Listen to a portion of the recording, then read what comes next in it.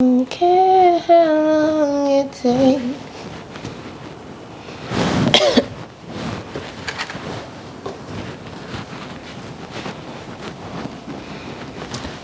Okay. Where am I? Okay. I want to be more centered. There we go.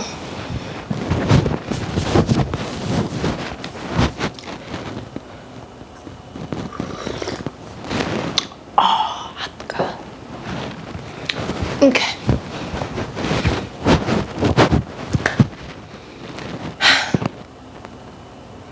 Hi, my name is Charnel, and I have an addiction.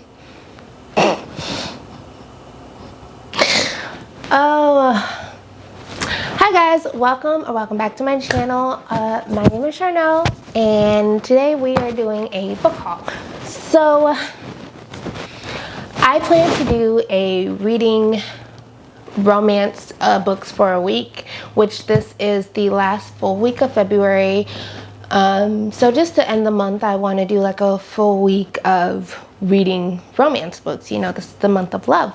So I took it upon myself to go to Barnes & Noble, as if I don't already have a shelf of romance books already. But I don't want to read those. So I wanted to get ones that aren't booktube famous, aren't like book talk famous, aren't just all in your face whenever you're scrolling. So I went through the romance section of my local Barnes & Noble. I was supposed to get 3 books, 4 max. Let's haul.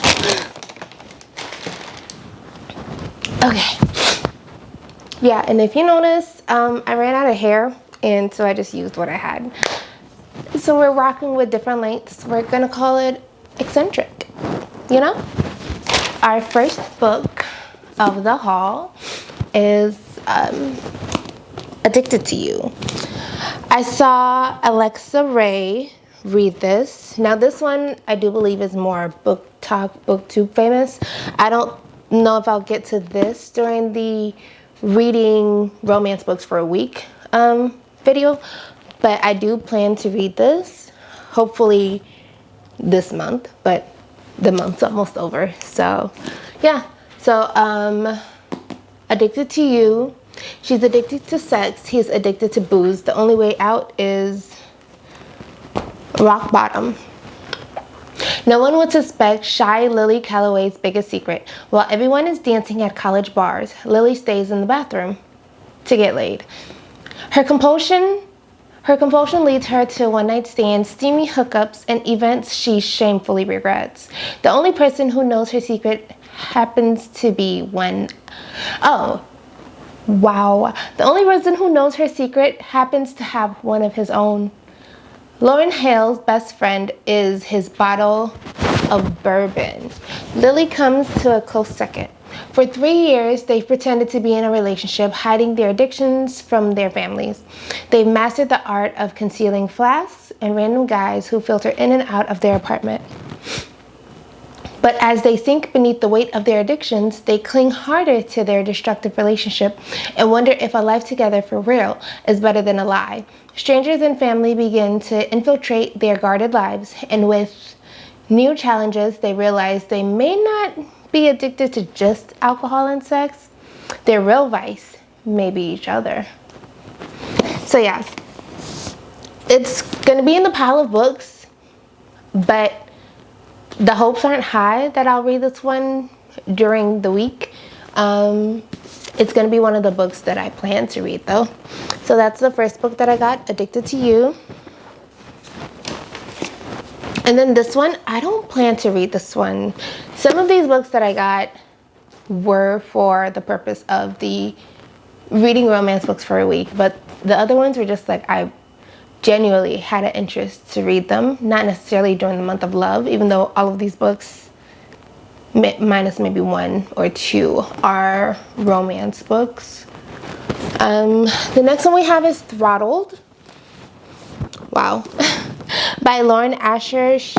This is the first book of the Dirty Air series, and she also wrote the fine print, that whole that series. I was gonna get that book as well, but I wanted to try out one of her other books first that's not highly talked about, to see if I like her writing style, if I like her tropes, all that good stuff. So Throttled Maya.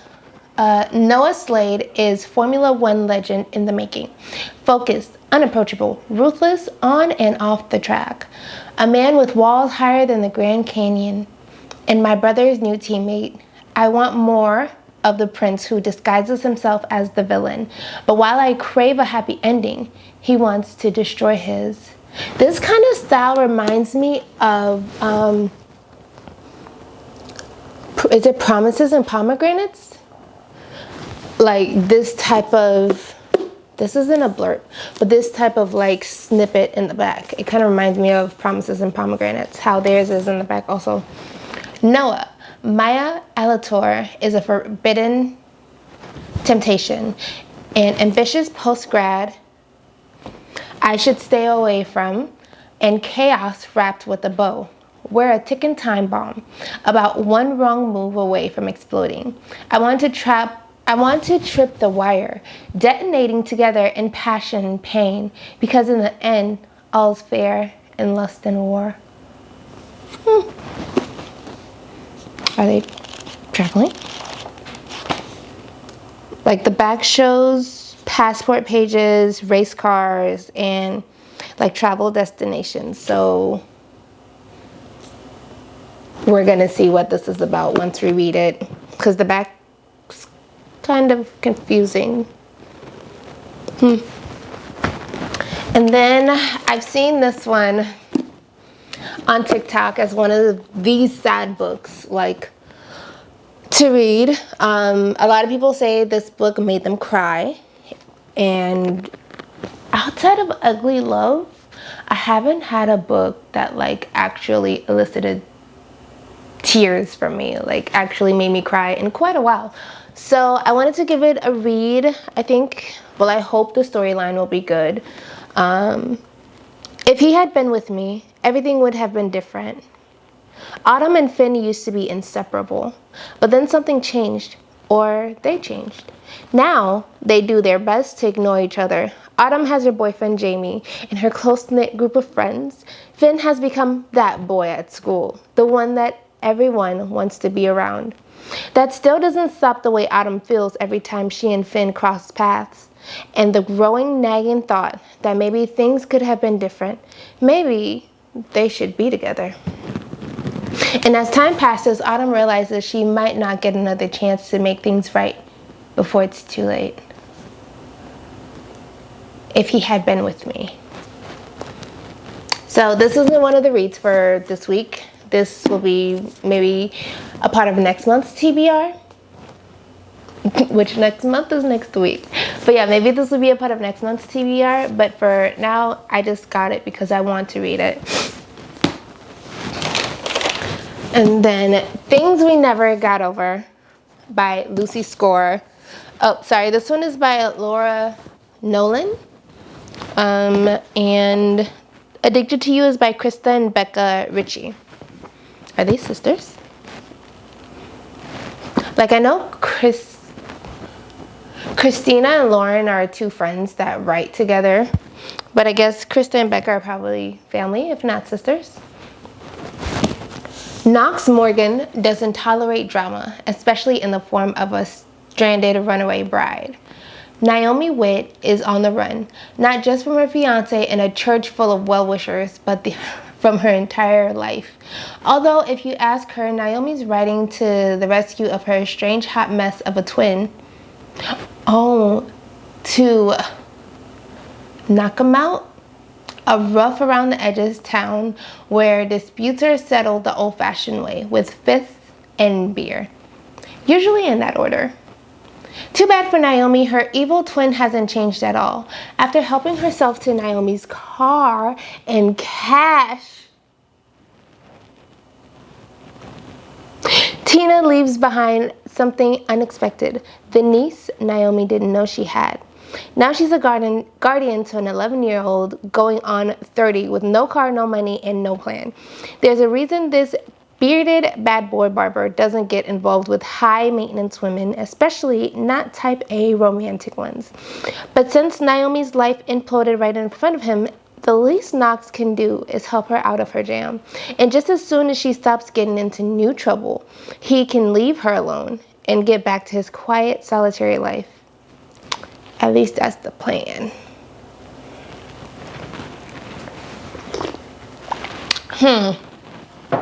I don't think you'll be going back to your life, boo-boo.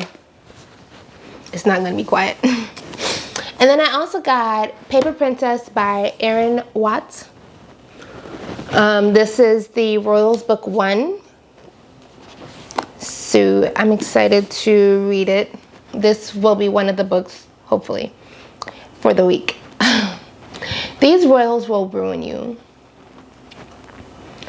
Ella Harper is a survivor, a pragmatic optimist. She spent her whole life moving from town to town with her flighty mother, struggling to make ends meet and believing that someday she'll climb out of the gutter. After her mother's death, Ella is truly alone. Until Callum Royal appears, plucking Ella out of poverty and tossing her into the posh mansion among his 5 sons who all hate her. I'm sorry. I can't talk too much because he had 5 kids too. Never mind. Each royal boy is more magnetic than the last, but none as captivating as Reed Royal, the boy who is determined to send her back to the slums she came from.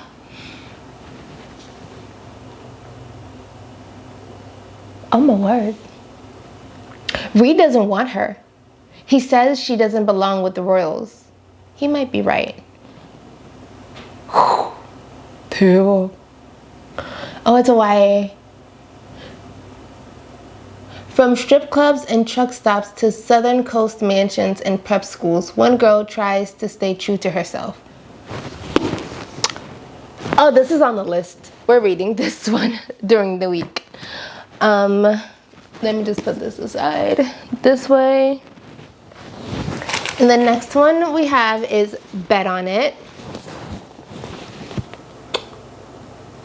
I like the covers that have the cartoon, the animated drawings on them versus the real people. I saw a few books on the shelves that had like real people, and it was like the men with the shirts off and it was all muscles, and I was like, I'll skip over you.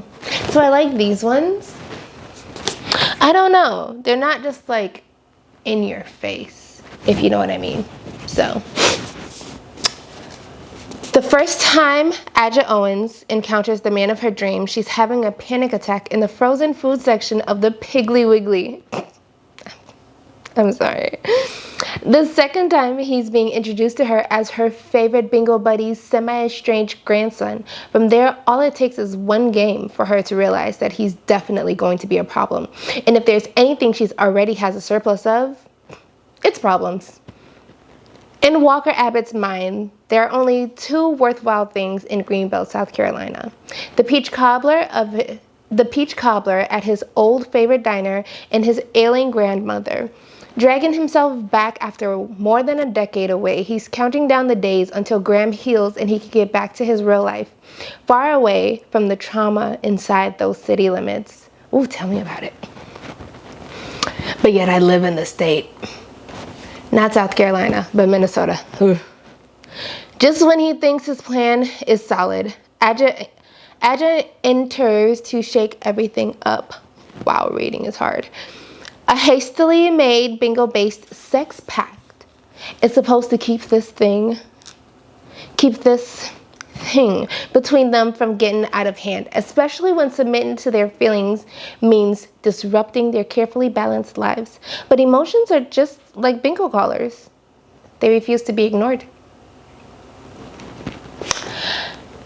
So this will be on the list for the week of romance books.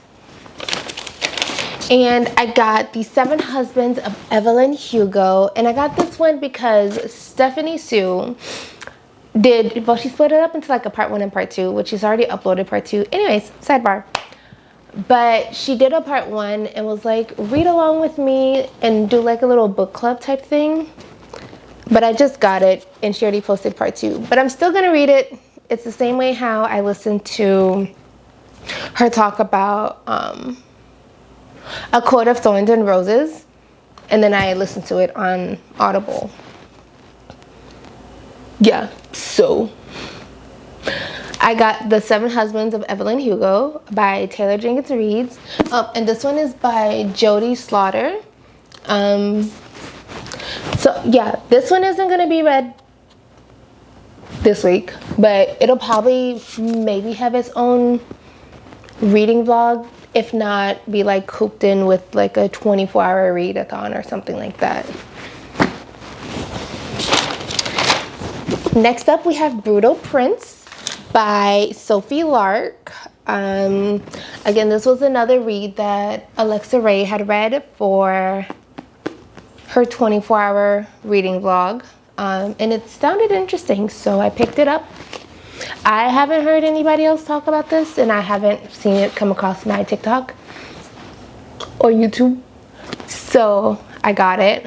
And I know that it's about like 2 mafia families, one Irish and one Italian, and they're in like a territorial fight between becoming the biggest mob family in Chicago. And what's the trope? It's enemies to lovers. It's a forced marriage, like an arranged marriage type trope. A match made in hell. The Griffins and the Gallows have been battling for control of Chicago's underworld for generations. Their bitter rivalry reignites when Ada, the youngest and wildest Gallo sibling, crashes a party at the Griffin Mansion, accidentally setting fire to the library. I'm sorry, what was she doing? How do you set a fire to the library accidentally? To stave off all-out war, her father arranges a marriage with Callum Griffin, eldest son and heir, cold, ambitious, and brutal. Callum is determined to tame his headstrong bride. Ada is more than capable of giving as good as she gets, starting with poisoning Callum on their wedding night. Oh, she don't want you. In their struggle for dominance, who will break first? So we will be reading this during the week of romance books to celebrate the last week of the month. Now this, along with If You Had Been With Me, we're on the buy one get one half off table in front of the YA novels. So this one is The Way I Used to Be by Amber Smith. I want to get as far away from the past as possible, but as different... Oh, wow, reading is hard. Be as different from that girl as I can be. Eden was always good at being good. Girl, tell me about it. Starting high school didn't change who she was, but the night her brother's best friend rapes her, Eden's world capsizes. What was once simple is now complex. What Eden once loved, who she once loved, she now hates. What she thought she knew to be true are now lies. Nothing makes sense anymore, and she knows she's supposed to tell someone what happened, but she can't. So she buries it instead, and she buries the way she used to be. Oh.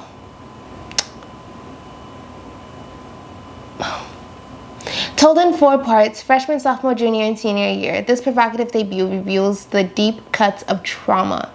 But it also demonstrates one young woman's strength as she navigates the disappointment and unbearable pains of adolescence, of first love and first heartbreak, of friendships broken and rebuilt, all while learning to embrace a power of survival she never knew she had hidden within her heart.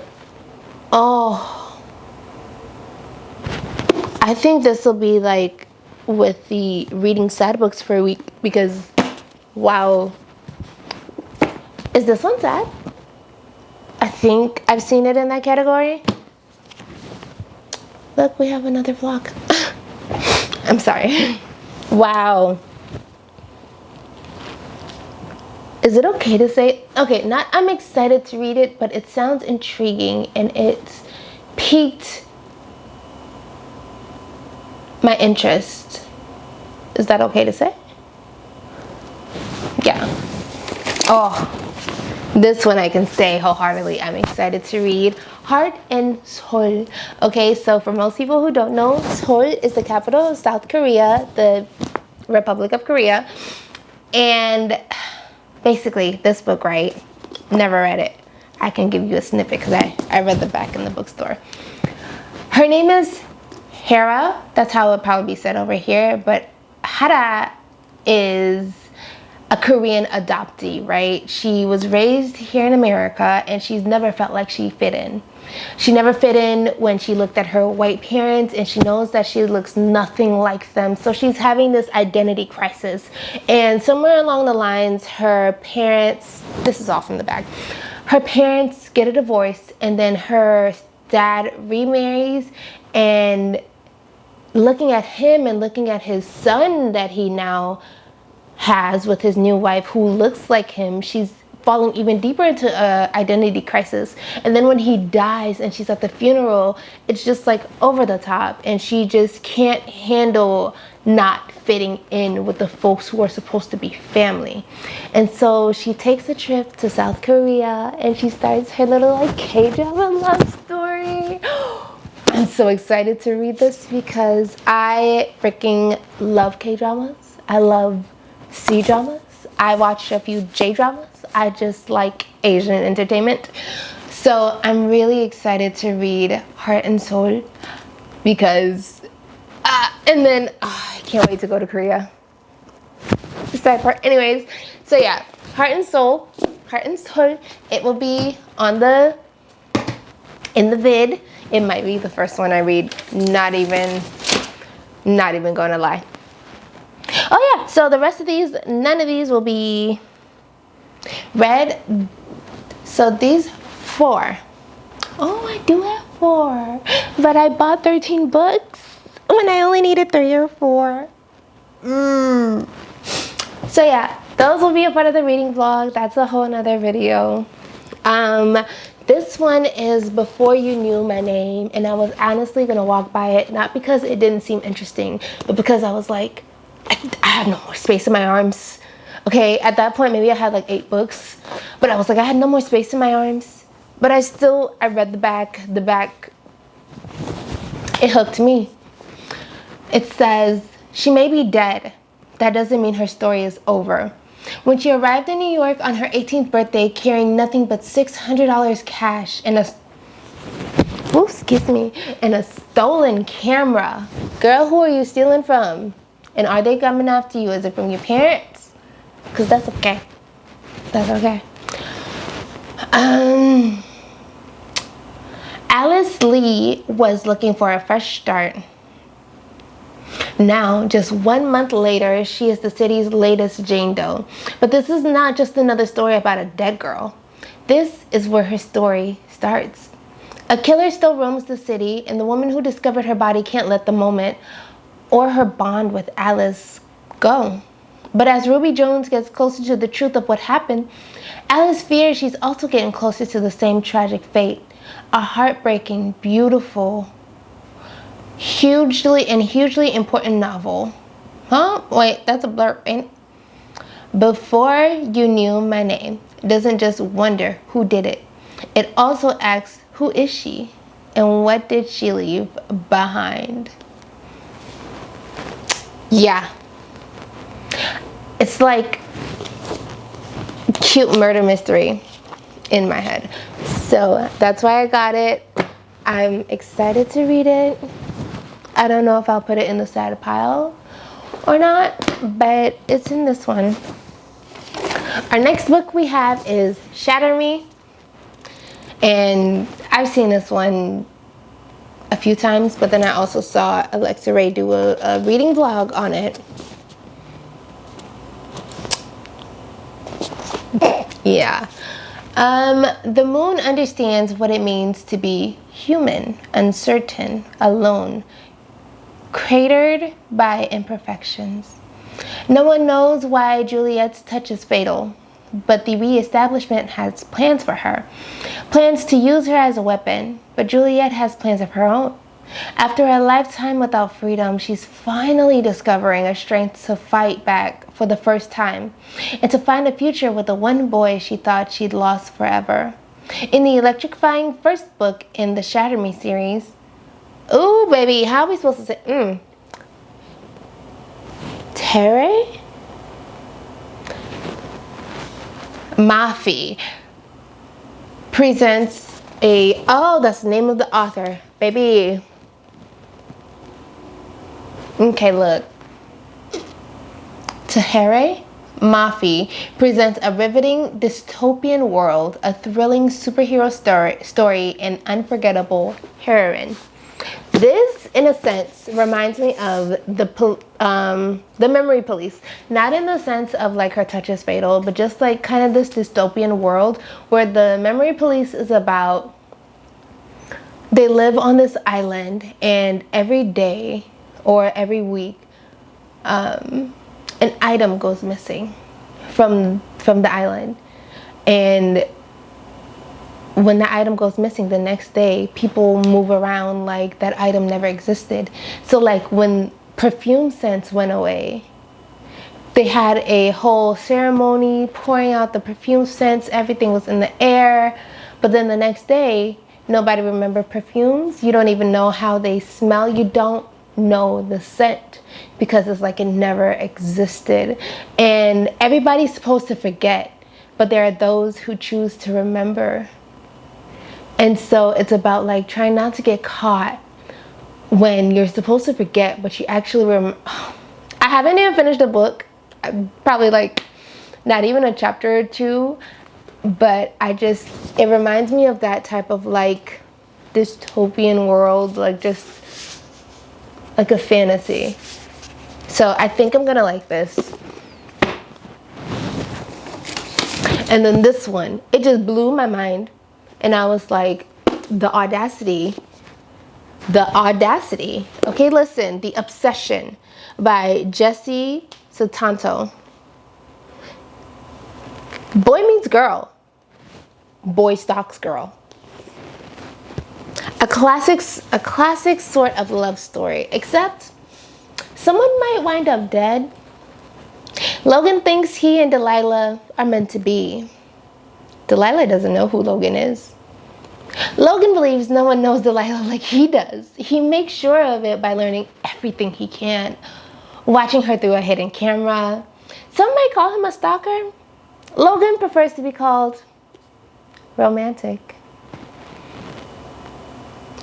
Delilah is keeping secrets though, deadly ones. There's so much more to her than meets the eye. Logan is determined to make Delilah the heroine in his twisted fantasy, and he'll do anything to get what he wants. Delilah is done with the men in her life controlling her. If Logan won't let her go, she'll make him. So yeah, The Obsession. That's why I picked it up. I was like, the audacity. I'm sorry. Cause for what? For what reason? Let me live my life peacefully. Okay? Without having to wonder about who's stalking me behind a hidden camera. So I'm gonna be reading this at some point. And yeah, okay, that is it. That is the haul. Can I get all these books to fit? Ooh. 잠깐만. Oofers. Oh, 대박. 13 books. Can it fit?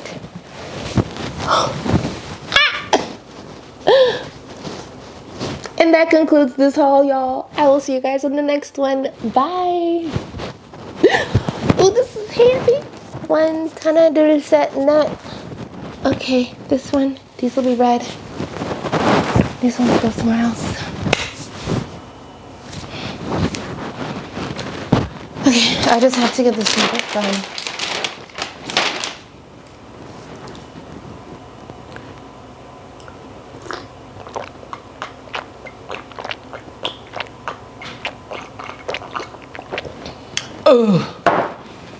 Okay.